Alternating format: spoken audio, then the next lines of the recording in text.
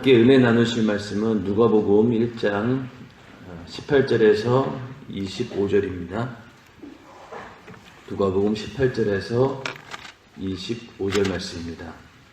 조금 길지만은 함께 합독하시겠습니다. 누가복음 1장 18절에서 25절 시작. 사가랴가 천사에게 이르되 내가 이것을 어떻게 알리요? 내가 늙고 아내도 나이 많으니이다. 천사가 대답하여 가로되 나는 하나님 앞에 섰는 가브리엘이라.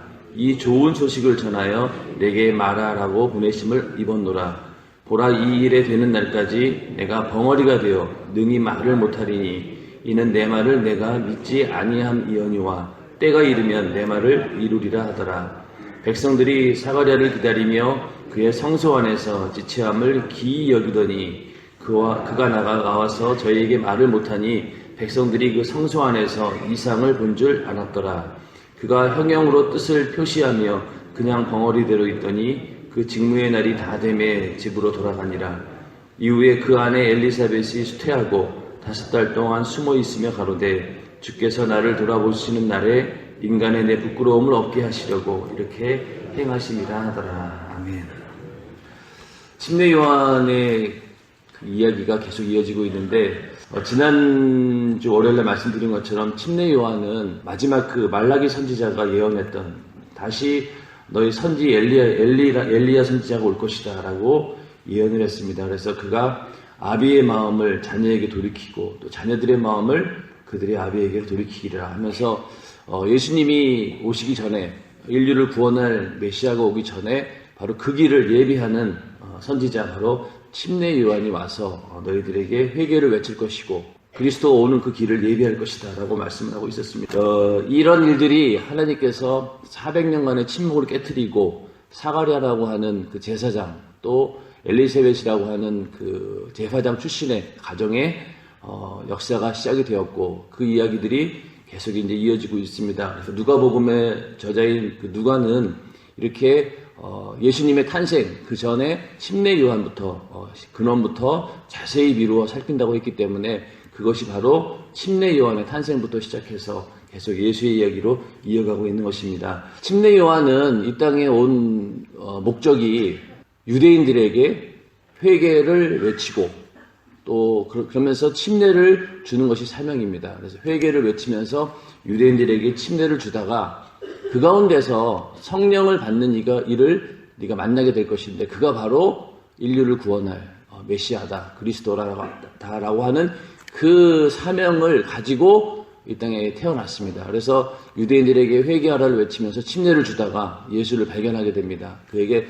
성령이 임하시는 것을 보고 그가 또 하나님의 아들인 것을 그 자리에서 보면서 세상 죄를 지고 가는 하나님의 어린 양이로다라는 고백과 함께 이분이 바로 우리를 지옥에서 또 영원한 저주 가운데서 또 고통과 질병 가운데서 우리를 구원할 그리스도이시다라는 것을 지목해지고 또 그것을 우리 사람들에게 소개하는 역할을 하는 것이 바로 침례 요한의 사명입니다. 그래서 하나님께서는 침례 요한을 그냥 태어나게 하신 것이 아니라 하나님의 어떤 계시와 하나님의 여러 가지 역사가 이루어지는 것을 보여주면서 침례 요한의 탄생부터 이렇게 모든 것들을 하나님의 예언대로 착착 이루어내고 계십니다. 사실 시간이라고 하는 개념이 400년이라고 하는 시간이 적은 시간은 아니죠. 이렇게 우리는 역사라고 하는 것을 이렇게 멀리서 보기 때문에 이렇게 이해가 되지만은 실제적으로 이 역사 가운데 있었던 이 시대 가운데 있었던 사람은 도저히 아마 예측도 하지 못했을 것이고 언제쯤 올까 이런 일들이 이루어질까 아마 예상도 못했을 것입니다.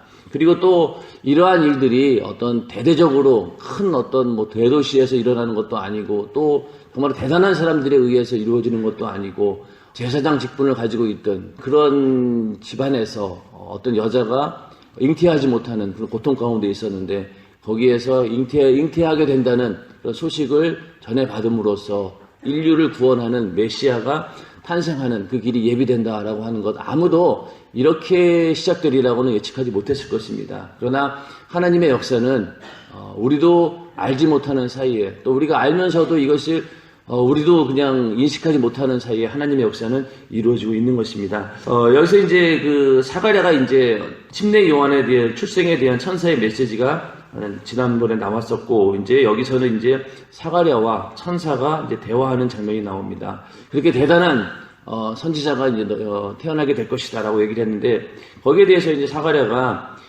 내가 이것을 어떻게 알리요? 이 말은 뭐냐면은 내가 이것을 어떻게 믿을 수 있겠습니까? 라는 말입니다. 대단한 그 침례 요한에 대한 탄생, 그가 바로 너희가 그 말라기 선지자가 마지막으로 얘기했던 그런 선지자다라고 하는 그런 대단한 소식을 전했음에도 불구하고 사가랴는 그것이 믿어지지가 않는 거죠. 자기에게, 나 같은 자에게 내가 뭐 대단한 존재도 아니고 이런 사람인데 어떻게 이런 일들이 벌어질 수 있을까 하면서 믿어지지가 않았던 겁니다. 또 그러면서 하는 얘기가 내가 늙고 아내도 나이가 많으니이다. 아이가 탄생한다고 했는데 지금 상황으로 봐가지고는 도저히 그 아이를 낳을 수 있는 그런 상황이 아니다라는 것을 이제 얘기를 하게 됩니다. 하나님의 역사가 이루어질 때 우리는 항상 이런 모습들을 보이게 됩니다. 하나님께서는 정말 우리를 통해서 또 우리에게 정말로 하나님이 원하시는 큰 것을 주기를 원하시는데 항상 우리가 가지고 있는 이 용량은 우리가 수용할 수 있는 그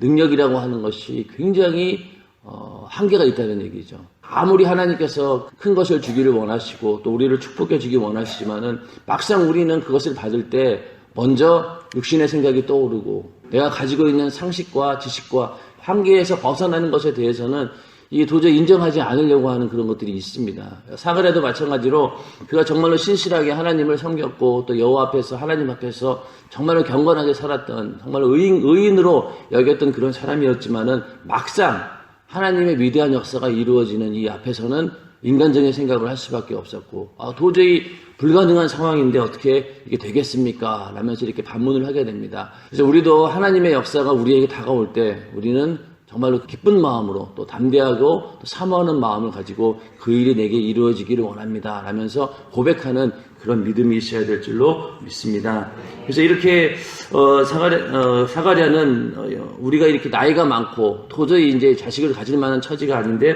어떻게 그런 일들이 있겠습니까? 라면서 이렇게 반문을 하게 됩니다. 그러자 이제 천사가 이제 얘기하기를 나는 하나님 앞에 섰는 가브리엘이라 이 좋은 소식을 전하여 내게 말하라고 보내십을 입었노라. 여기서 이제 천사가 이제 자기에 대한 소개를 합니다. 그래서 나는 하나님의 곁에서 증을 들고 있는 천사다. 그러면서 내가 여기 온 이유는 좋은 소식을 전하기 위해서 보냄을 받았다라고 얘기를 하고 있습니다.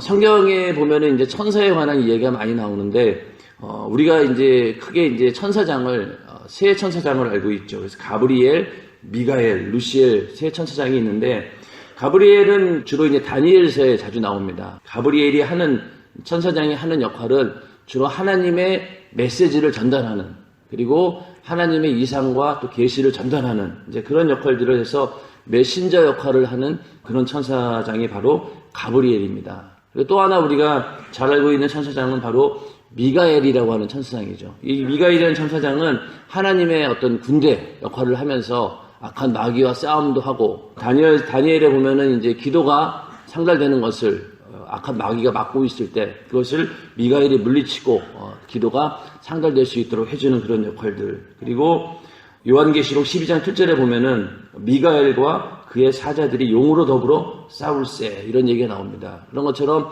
주로 이제 전투하고 싸우는 그런 군대 역할을 하는 천사장이 바로 미가엘입니다. 그 다음에 이제 우리가 잘 아는 루시엘이라고 하는 천사장이 있는데 사실은 그 루시엘이라고 하는 이름이 성경에 직접적으로 언급되지는 않습니다. 그러나 에스겔서 28장이라든가 또 이사야서 14장을 보면은 거기에 루시엘에 대한 찬양을 하던 천사장이 어떻게 타락하게 되었고 그가 어떻게 교만해서 하나님을 대적하며 높아졌는지에 대해서 이렇게 간접적으로 비유를 통해서 나옵니다.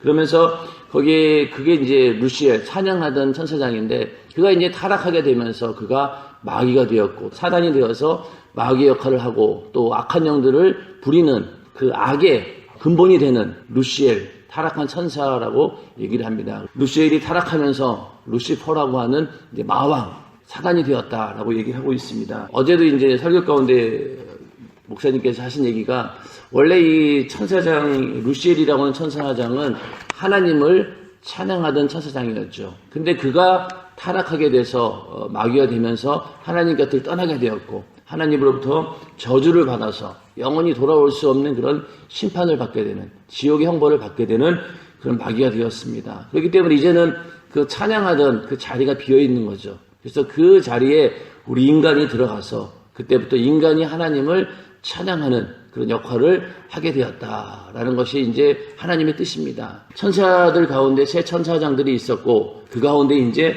사가랴는 가브리엘이라는 천사를 이제 만나게 된 겁니다. 그러면서 그 가브리엘이 하는 얘기가 좋은 소식을 전하기 위해서 왔다라고 합니다. 복음이라고 하는 것을 우리는 좋은 소식이 바로 복음이죠. 복된 소식이고, 누가복음에서는 주로 이 좋은 소식에 대한 얘기가 많이 나오는데, 누가복음 2장 10절에 보면은 그 목자들에게 예수님의 탄생을 알리는 그런 장면이 나옵니다. 거기에 보면은 천사가 이르되 무서워 말라 보라 내가 온 백성에게 미칠 큰 기쁨의 좋은 소식을 너에게 전하노라 이렇게 얘기하고 있습니다. 그 좋은 소식 그것은 결국 이제 예수 그리스도로 말미암아 우리 인간을 지옥에서 저주에서 수많은 고통의 문제 가운데서 우리를 구원할 것이다 라는 예수 그리스도에 관한 소식이 바로 좋은 소식입니다. 그래서 우리는 이미 그 좋은 소식을 들은 자들이고 또 그 복음이 우리 안에 완전히 성령으로 이루어진 사람이기 때문에 이 좋은 소식을 이미 들었고 그 소식이 우리 안에 이루어졌기 때문에 다시 우리는 그 좋은 소식을 다른 사람들에게 전하는 그런 사명을 가진 자들입니다. 그래서 이 좋은 소식이라고 하는 이 이야기가 누가에게는 굉장히 이것이 이방인들에게는 전하기 좋은 그런 내용이었던 거예요. 아마 유대인들이었다라고 하면은 좋은 소식이라는 말 말고 다른 말을 썼을 겁니다. 그런데 이 좋은 소식이라고 하는 이 말이 이방인들에게는 접근하기가 좋았던 어떤 내용이었습니다. 우리가 또 이 좋은 씨앗이라는 것을 그런 얘기들을 많이 하죠. 좋은 씨앗이라고 하는 CCM 가수도 있고 그런데 이 좋은 씨앗이라고 하는 게 이제 어디서 어원이 나왔냐면은 남미에서 선교를 하는 어떤 선교사가 있었는데 이들이 이제 성경을 가지고 이제 복음을 전하게 됩니다. 그런데 그 성경에 있는 말씀을 전하면서 점점 그 지역에 있는 원주민들이 하나님 말씀을 통해서 새롭게 변화되는 모습을 보게 됩니다. 그러면서 그러한 모습들을 하나님 말씀을 통해서 변화되어지는 모습을 보면서 그 원주민들이 그들이 선교사들이 들고 다니는 그 성경 하나님 말씀을 보면서 좋은 씨앗이라고 자기들이 부르게 된 겁니다. 그 지역에 있는 사람들에게 통할 수 있는 그런 말로 저건 정말로 좋은 씨앗이다. 저기서 많은 사람들이 변화를 받고 이런 걸 봤을 때 정말로 좋은 씨앗이구나 라면서 성경을 좋은 씨앗이라고 이렇게 얘기를 해서 그것이 유래가 되어서 기독교 내에서 좋은 씨앗이라고 하는 얘기들을 많이 사용하고 있습니다. 좋은 소식이라고 하는 것도 마찬가지로 하나님께서 우리에게 주신 소식, 좋은 소식인 거죠. 성경에 보면은 말이 이렇게 좋은 소식 그러니까 그냥 우리가 일상적으로 그냥 하루에 들을 수 있는 좋은 뉴스 이 정도로 알고 있는데 이 좋은 소식이라고 하는 것은 바로 우리 영혼을 살리는 소식이고 또 우리가 영원한 지옥에서 또 저주 가운데서 죽을 수밖에 없는 우리 영혼을 하나님의 아들이 구원하겠다라고 하는 어마어마한 계획이 들어있는 그런 소식입니다. 좋은 소식이라고 하니까 좀 약해 보이지만은 그렇지 않죠. 또 예수님께서 행하신 일들을 성경에서는 착한 일이라고 얘기를 하고 있습니다. 근데 우리는 어떻게 생각하기를 착한 일 그러면은 선한 일, 윤리나 도덕적으로 올바른 일 이런 정도로 생각하지만은 그 착한 일이라고 하는 것은 귀신을 쫓아내고 질병을 몰아내고 또 수많은 불가능의 문제들을 해결하는 그런 일들을 착한 일이라고 하는 거죠. 그래서 이 좋은 소식 이것이 이제 침례 요한을 통해서 이제 전파될 것이다라고 가브리엘 천사가 이제 이야기를 하고 있는 겁니다. 그래서 이제 20절에 가서 사가랴가 이제 그 이야기에 대해서 도저히 믿지 못하니까 그때 이제 천사가 보라 이 일에 되는 날까지 내가 벙어리가 되어 능히 말을 못하리니 이는 내 말을 내가 믿지 아니하며니와 때가 이르면 내 말이 이루리라 하더라. 그러니까 이제 사가랴가 그 천사가 전한 하나님의 메시지에 대해서 이제 믿지 못하니까 그럼 네가 지금부터 이제 벙어리가 될 것이다라고 얘기를 하게 됩니다. 이것은 믿지 않았던 것에 대한 어떤 징계의 성격도 있고요. 그러니까 네가 안 믿었기 때문에 벙어리가 된 거다라는 것도 있고 또 한 가지는 하나님의 어떤 이적과 표적을 보여주기 위해서 사가랴의 입을 닫은 겁니다. 그리고 또 하나는 어떤 의미가 또 있냐면은 때가 이르면 내 말이 이루리라 이 말을 근거로 해서 하나님의 뜻이 이루어질 때까지 이 좋은 소식 그러니까 그 침례 요한이 태어날 것이다라고 하는 그 소식을 일부러 하나님께서 감추신 겁니다. 때가 이를 때까지. 예수님께서도 이 땅에 오셨을 때 계속해서 자기 존재에 대해서 감추기를 원하셨습니다. 절대로 얘기하지 말아라. 내가 그리스도인지 얘기하지 말고 이런 이적과 표적에 대해서 얘기하지 말아라. 그러나 그것은 언제까지였습니까? 때가 이를 때까지. 예수님께서 십자가에 달려 죽으시고 부활하는 하나님의 때가 이르기 전까지는 그 사실들을 감추셨습니다. 마찬가지로 침례 요한이 태어나게 된다라고 하는 이 사실도 사가랴가 만약에 벙어리가 되지 않았으면은 막 이렇게 자랑하고 다녔을 수도 있겠죠. 또 그 아내인 엘리사벳에게도 얘기해서 막 얘기하다 보면은 그 얘기가 과장되기도 하고 자꾸만 쓸데없이 많은 사람들이 알게 됨으로 인해서 오히려 견제를 받게 되고 핍박을 받을 수도 있는 그런 상황입니다. 그렇기 때문에 우리는 항상 하나님의 역사, 그 뜻을 이루기 위해서 우리가 입을 닫아야 할 때가 굉장히 많이 있습니다. 교회 내에서도 우리가 항상 언행, 말을 조심해야 된다라고 하는 그 의미는 이 마귀 역사는요, 우리의 생각을 다 꿰뚫어 보지 못해요. 하나님이 아니기 때문에. 그러나 언제 틈을 타게 되냐면은 말로 내뱉을 때. 그때 항상 이게 틈을 타는 거죠. 우리는 그냥 마귀 역사가 내 안에 있는 생각까지 다 뚫어볼 수 있다. 물론 어느 정도는 그럴 거예요. 그러나 그 마귀 역사가 틈타는 데는 바로 이 말을 통해서 내가 말로 내뱉은 것을 통해서 그대로 그걸 가지고 역사를 합니다. 우리는 입을 닫고 얘기를 안 하는 것이 오히려 유익인 거죠. 마귀로 틈타지 못하게 하고 또 하나님의 뜻을 이루어가는데 이 말이 너무 앞서다 보면은 항상 그 말로 인해서 다른 사람이 시험 들게 되고 하나님의 뜻이 어그러지게 되고 결국은 하나님께서 원하셨던 그 뜻이 제대로 이루어지지 못하는 경우가 너무나 많다는 겁니다. 그렇기 때문에 우리는 항상 이렇게 말을 조심해야 된다. 그래서 이 사가랴를 벙어리로 만든 것도 하나님의 뜻이 잘못될까 봐 하나님께서 그 입을 닫으신 겁니다. 사가랴로 봤을 때는 이 오랜 기간 동안 거의 5개월 동안 이렇게 입을 닫고 있었으니 이게 얼마나 답답했겠어요. 그러나 하나님께서는 이렇게 때가 이르면은 내 말이 이루리라 하는 그 말씀대로 때가 이를 때까지 비밀로 붙여두신 겁니다. 그래서 우리도 항상 예수 그리스도의 비밀을 간직한 자로서 우리 안에 하나님의 뜻을 이루기 위해서는 내가 말을 굉장히 절제해야 되는 것이죠. 차라리 그냥 말을 안 하고 있는 것이 오히려 그냥 더 유익이 되고 자기 스스로도 많은 사람들로 하여금 그래도 항상 비밀을 간직하고 있는 그런 사람으로 보이는 것이지 너무 말을 많이 하고 이렇게 오픈하다 보면은 저 사람에 대해서 너무 많이 알게 되는 거죠. 그러다 보니 정말로 어떻게 보면 가벼워 보일 수 있다라는 얘기입니다. 그렇기 때문에 우리는 항상 교회 안에서 하나님의 뜻을 이루는 데는 항상 우리가 침묵을 해야 된다. 또 그러나 또 이렇게 사람들을 상대하고 또 그 사람들에게 복음을 전하고 또 그 사람들을 교회에 정착시키기 위해서 그런 사람들을 위해서는 또 우리가 입을 닫으면 안 되겠죠. 복음을 전하는 일에 또 영혼을 살리는 일에는 우리가 말을 해야 되겠죠. 항상 우리의 말이 영혼을 살리고 또 생명을 전하는 그런 언어가 되어야 된다라고 하는 것. 그래서 하나님께서는 이 사가랴를 벙어리가 되게 해서 아무 말도 하지 못하도록 만들게 됩니다. 21절에 보면은 백성들이 사가랴를 기다리며 그의 성소 안에서 지체함을 기이 여기더니, 그러니까 이제 여기는 상황이 어떤 상황이었습니까? 성소의 분향단에서 하나님께 제사를 올리는, 그러니까 향을 피워 올리는 그런 상황이었고, 그걸 이제 기도를 상징하는 것이죠. 그래서 하나님께 기도하고, 그래서 이 통상적으로 이제 이런 상황이 어떤 상황이냐면은 제사장이 일단 그 분향을 마치고 밖으로 나와서 백성들에게 하나님의 어떤 그 의도를 선포하고 너에게 축복을 해주는 그런 역할을 해야 되는 겁니다. 그런데 이제 사가랴가 이제 안 나오는 거예요. 시간이 지나도. 그래서 이게 무슨 일이지? 혹시 죽었으면 어떡하나? 왜 하나님께 기도가 상달되지 않으면은 제사장이 그 앞에 즉사하거든요. 그러니까 혹시 이거 죽은 거 아닌가? 하나님 앞에 우리의 기도가 상달되지 않았나? 우리의 죄가 해결되지 않았나? 사가랴가 나오지 않는 거에 대해서 굉장히 불안해합니다. 22절에 가서 나오긴 나왔어요. 사가랴가 나왔는데 갑자기 이제 말을 못하는 거예요.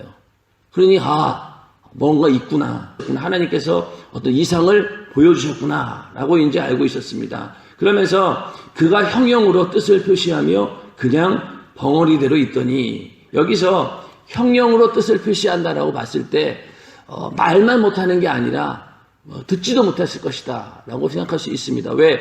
만약에 말은 못하지만 들었다라고 하면은 일부러 이렇게 손짓발짓 해가면서 대화할 필요가 없는 거죠. 그렇기 때문에 말도 못했고 아마 귀로도 듣지도 못했을 것이다.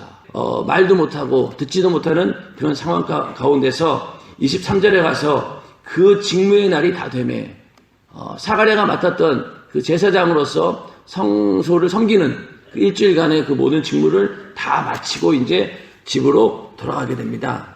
그러면서 24절에 가서 이후에 그 안에 엘리사벳이 수태하고 5달 동안 숨어 있으며 가로되, 또 엘리사벳도 마찬가지로 5달 동안 숨어 있었다는 거예요. 사가랴도 말도 안 하고 있었고, 그래서 나중에 마리아를 만날 때 이종 사촌인 마리아도 엘리사벳이 잉태한 줄 몰랐던 거예요. 나중에 가서 알았다는 얘기죠. 5달 동안 엘리사벳도 같이 입을 닫고 아무에게도 이 소식을 전하지 않았던 겁니다. 좋은 소식이고 기쁜 소식이고 정말로 어떤 가문의 경사고, 또 인류로 봤을 때는 인류를 구원하는 그런 기쁜 소식임에도 불구하고 입을 닫고 있었다는 얘기입니다. 하나님의 뜻이 이루어지기를 기다렸다는 것이죠. 그러면서 이제 25절에 가서 주께서 나를 돌아보시는 날에 인간의 내 부끄러움을 없게 하시려고 이렇게 행하심이라 하더라. 여기서 드디어 그 좋은 소식에 대해서 침례 요한이 잉태하게 되었고 이제 그가 태어날 것이다라는 사실에 대해서 이제 하나님을 향한 기쁨과 환희, 그것을 이제 찬양으로 고백하게 됩니다. 여기서 인간의 내 부끄러움을 없게 하시려고, 이 말은 사람들 앞에서 내 부끄러움을 없게 하시려고라는 그런 말인데, 유대인들에게 있어서 자녀라고 하는 것은요, 하나님으로부터 주어지는 축복이고 또 상급이라고 간주합니다. 시편 127편 3절에 보면은 자식은 여호와의 주신 기업이요 태의 열매는 그의 상급이로다. 이 말씀을 근거해서 자녀가 있다라고 하는 것은 하나님께서 주신 어떤 축복의 증거고 또 하나님의 상급이라는 거예요. 그런데 반대로 자녀가 없다라고 하는 것은요, 하나님의 저주가 임한 것이고 하나님으로부터 축복이 끊어졌다라는 의미이기 때문에 이 여자는 그 아이를 낳지 못한다라고 하는 것에 대해서 엄청난 수치와 고통을 느끼게 됩니다. 그 구약 성경을 우리가 쭉 보면은 사라도 보면요, 자녀를 낳지 못하니까 그 여종이었던 하갈이 사라를 업신여깁니다. 모욕을 주죠. 그리고 또 야곱의 그 아내였던 라헬도 마찬가지입니다. 자녀를 낳지 못하니까 이 라헬은 그 언니인 레아를 시기하게 되죠. 그래서 야곱에게 내가 아이를 낳지 못하면은 차라리 죽어버리겠다. 그만큼 여자로서 이게 수치스러운 일이라는 얘기입니다. 그리고 또 하나 그 한나라고 하는 여인이 있는데, 이 여인도 그 사무엘을 낳기 전에 이 분임나라고 하는 그 제사장의 처인데, 그가 이제 자녀를 낳지 못하니까 한나를 굉장히 이제 괴롭힌 거예요. 업신여기고. 그거에 너무너무 고통스러우니까 와서 이제 기도할 때 거의 술에 취한 것처럼 정신을 잃을 정도로 간절히 기도하지 않았습니까? 이렇게 여자가 아이를 낳지 못한다라고 하는 것은 이 당시에 굉장히 수치스러운 일이었고 하나님으로부터 저주를 당한다라고 하는 그런 상황이었기 때문에 하나님께서 엘리사벳에게 이렇게 잉태할 수 있도록 길을 열어주신 것은 사람들 앞에서 내 부끄러움을 없게 하셨다라는 그런 의미입니다. 그런데 더 나아가서 이 침례 요한의 탄생이라고 하는 것은 엘리사벳이라고 하는 그 개인 여자로서의 어떤 수치를 면하게 해주는 것도 있지만은 한편으로는 더 넓게 생각했을 때는 이제 침례 요한을 통해서 예수가 소개될 것이고 또 그 예수 그리스도를 통해서 우리 모든 인류 죄로 인해서 영원한 수치를 당해야 되고 그 죄로 인해서 영원한 지옥의 형벌을 받아야 되는 우리가 이제 인류가 그 예수로 인해서 수치를 면하게 될 것이다. 부끄러움을 면하게 될 것이다. 라고 하는 그런 의미도 포함이 되어 있는 것입니다. 이 침례 요한의 탄생은 바로 예수 그리스도의 탄생을 알리는 서곡과 같은 것이고 그것이 이제 착착 진행이 되고 있는 것이죠. 그래서 그로 인해서 이제는 우리 인간의 모든 부끄러움이 해결되는 그 역사가 이루어지는 겁니다. 아담과 하와가 선악과를 먹고 에덴 동산을 떠날 때 하나님께서 나뭇잎으로 가리고 있던 우리의 부끄러운 부분을 그걸 벗겨내시고 가죽옷을 지어 입히죠. 그 얘기는 어린 양을 잡아서 양의 가죽을 우리의 부끄러운 부분을 가려주셨습니다. 그 얘기는 뭐냐? 바로 나중에 예수 그리스도께서 이 땅에 오셔서 우리 인간을 위해서 대신 피 흘려 죽으시고 그 피의 공로로 우리의 부끄러운 죄를 가려줄 것이다. 그래서 우리 인간이 구원받게 될 것이다. 라는 그러한 어떤 예언적인 의미가 들어있는데 이제 그러한 일들이 이제 벌어지고 있는 거죠. 침례 요한을 통해서 회개하라가 선포되어지고 그걸 통해서 예수가 등장하게 되고 그로 인해서 인류의 모든 부끄러운 죄 또 영원히 죽을 수밖에 없는 이 죄의 문제가 해결되는 그날이 올 것이다 라고 이렇게 얘기하고 있습니다. 침례 요한의 탄생이라고 하는 것이 그런 어떤 큰 의미를 가지고 있고 오늘 이 본문을 읽으면서 이런 걸 생각해 볼 수가 있어요. 복음이라고 하는 건 좋은 소식이죠. 그런데 이 복음이라고 하는 것은요 항상 우리 인간에게 다가설 때 한 번도 이것을 환영받거나 이거 웰컴하면서 받아들인 적이 없습니다. 오늘 본문에 읽었던 사가랴라고 하는 이 제사장도 어땠습니까?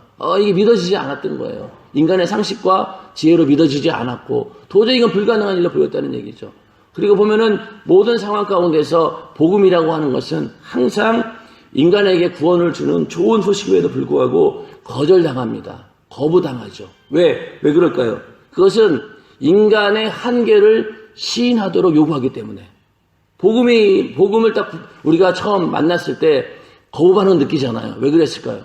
이게 내 어떤 인간의 한계를 초월하는 이야기이기 때문에 그래서 나를 완전히 무릎 꿇리고 너는 네가 생각한 건 잘못된 거야 라면서 우리에게 정말 이 복음이 맞다라고 하는 하나님 말씀이 맞다라고 하는 것을 시인하도록 요구하기 때문에 거부 반응이 느낀 거예요. 그렇죠? 당신 죄인입니다라고 하면은 받아들이는 사람이 누가 있겠어요? 처음에는 내가 왜 무슨 죄를 졌는데 나 도덕적 윤리적으로 깨끗해. 그런 큰 죄 짓지 않았어. 이러면서 나오는 게 뭡니까? 그러나 하나님의 복음은 뭐예요? 네가 마음으로도 범죄한 것 이것까지도 죄다. 이걸 받아들이기가 싫은 거잖아요. 그러니까 한 번도 이 복음이라고 하는 것은 우리에게 부딪혔을 때 이것이 절대로 받아들일 만한 것이 아닌 거예요. 일단은 인간의 한계를 초월하는 하나님 말씀이기 때문에 받아들이지 못하는 겁니다. 인간의 어떤 한계가 있다는 얘기죠. 받아들이기에는. 또 인간의 어떤 자의적인 노력 이것들을 포기하게 만들죠. 자, 복음이라고 하는 것은 예수 믿는다라고 하는 건요. 우리의 의지하고는 전혀 상관이 없는 거예요. 죄의 문제 해결하는 데 있어서 인간이 뭐 할 수 있는 게 있습니까? 아무것도 없어요. 율법을 지킨다고 죄가 해결될 줄 알았지만 아니었잖아요. 아닙니다. 그렇기 때문에 인간의 죄의 문제는 내가 노력한다고 되는 것이 아니라 일방적으로 하나님께서 그 아들 예수의 피의 공로 그 피를 흘리게 하시고 그 피의 공로를 믿기만 하면은 믿는 자에게 죄에서 자유할 수 있는 권세를 준 겁니다. 그렇기 때문에 이거는 인간의 노력하고는 전혀 상관이 없는 거예요. 그런데 세상에 있는 사람들은 어떻습니까? 내가 돌을 닦고 수양하고 좋은 일을 하고 내가 뭔가 자의적으로 뭔가를 하다 보면은 나에게 구원이 있을 것이다 라고 믿는데 그건 아니란 얘기죠. 그렇기 때문에 복음은 항상 이렇게 인간의 노력 너는 아무것도 할 수 없어. 오직 하나님의 은혜 예수 그리스도의 피의 공로로만 네 죄의 문제를 해결할 수 있어라고 요구하고 있기 때문에 거부감을 느끼는 거예요. 인간으로서 자존심 상하는 문제죠. 내가 뭔가를 해서 해결해야 되는데 하나님께서 일방적으로 해주니까 오히려 그것을 거부감으로 느낀다는 얘기입니다. 그리고 이런 일들이 벌어질 때마다 항상 인간이 경험해보지 못했던 그런 어떤 이적들을 받아들이려고 하니까 이게 안 받아들여지는 거죠. 여기서도 그 도저히 애를 낳을 수 없는 그런 상황인데 애를 낳는다고 하니 이게 믿어지지가 않는 거예요. 상식적으로. 하나님께서 복음이라고 하는 것이 우리 안에 들어올 때 세상과 충돌하게 되고 내 안에 있는 모든 가치관들과 충돌하게 되고 받아들이지 못하도록 거부하게 되는데 그 배경에는 누가 있겠습니까? 마귀 역사가 있겠죠. 마귀 역사는 복음이 들어오는 것을 무서워합니다. 왜? 복음이 들어오는 순간부터 마귀의 나라, 사단의 나라가 무너지기 때문에. 그래서 그것을 어떻게든 막기 위해서 복음이 들어오는 것을 철저하게 막아냅니다. 하나님의 역사하지 못하도록 말씀을 듣지 못하도록 만들고 또 듣더라도 믿지 못하도록 만들고 또 저건 말도 안 되라면서 인간적인 해석과 또 인간적인 여러 가지 수단과 방법을 통해서 하나님 말씀을 그냥 희석화시켜서 이거는 그냥 하나의 윤리적 도덕적으로 우리에게 좋은 말씀이야. 이 정도로 만들어버리면서 복음이 우리 안에 직접적으로 들어오는 것들을 계속 방해한다는 얘기입니다. 그래서 우리는 항상 복음이 내 안에 좋은 소식으로 들려줘야 되고 내 영혼을 살리는 소식, 또 내가 이 복음을 전함으로 인해서 수많은 영혼들을 살릴 수 있다라는 그런 마음을 가지고 우리는 복음을 전해야 될 것입니다. 사가랴는 그 하나님의 역사를 믿지 못했기 때문에 벙어리가 되었죠. 마찬가지로 우리가 복음을 믿지 못한다라고 하면은 예수 그리스도께서 나를 위해 피 흘려 죽으시고 나를 구원하셨다. 또 나뿐만이 아니라 우리 모든 인간들을 사랑하셔서 구원해 주셨다라고 하는 그 사실을 우리가 믿지 않는다면은 우리는 그 소식을 전할 수가 없죠. 사가랴가 벙어리가 된 것처럼 우리도 벙어리가 될 수밖에 없는 거죠. 복음을 전하는 데 있어서. 그래서 우리가 복음을 전하기 위해서는 먼저 우리 안에 확실한 믿음, 내 안에 예수 그리스도께서 분명히 계시고 또 그 예수의 생명으로 내가 살아났다라고 하는 그런 분명한 경험이 있을 때만이 우리의 입이 열리고 그걸 통해서 많은 사람들에게 좋은 소식을 전하게 되는 것이고 또 좋은 소식을 전함으로 인해서 우리가 전혀 예기치 못했던 그런 상황들이 벌어지게 됩니다. 전도할 때 보면은 저 사람은 도저히 믿을 것 같지 않았는데 근데 어떻게 복음을 전했어요. 근데 그 사람이 그 복음을 듣고 변화되는 모습을 보면서 야, 하나님이 정말로 하신 일이구나. 그걸 느끼지 않습니까? 도저히 저렇게까지 될 줄은 몰랐는데 이러한 상황들이 일어나는 것을 보면은 이 복음이라고 하는 것이 얼마나 위대하고 이것은 인간에게 하나님의 구원을 주시는 능력이다라고 얘기했기 때문에 이 복음이라고 하는 것은 그렇게 큰 하나님의 능력을 가지고 있는 것입니다. 그것이 우리 안에서 나올 수 있도록 우리의 입에서 터져 나올 수 있도록 항상 내 안에 예수로 또 성령으로 충만한 그런 삶을 사시기를 주님의 이름으로 축원합니다. 지금 기도하겠습니다. 기도할 때 주님 내 안에서 좋은 소식 이 복음이 전해질 수 있도록 도와주시옵소서. 또 이 복음 앞에 내가 거절하지 않고 믿음을 가지고 그 복음을 환영하고 받아들이고 내 안에 예수를 모시고 그 예수를 또 다른 사람들에게 전할 수 있는 그런 믿음을 나에게 주시옵소서라고 기도하시고 내 안에 이 복음을 반대하는 수많은 죄악들, 이 마귀 역사들 이겨낼 수 있도록 주님 나에게 능력을 더하여 주시옵소서라고 기도하시고 또 여러분들이 가지고 있는 여러 가지 문제들을 위해서 또 담임 목사님의 강건함을 위해서 이제 곧 시작되는 이 코트디부아르 성회를 위해서 여러분 간절히 기도해 주시기 바랍니다. 이 시간 주여 삼창하시고 기도하겠습니다. 주여! 주여! 주여! 사랑해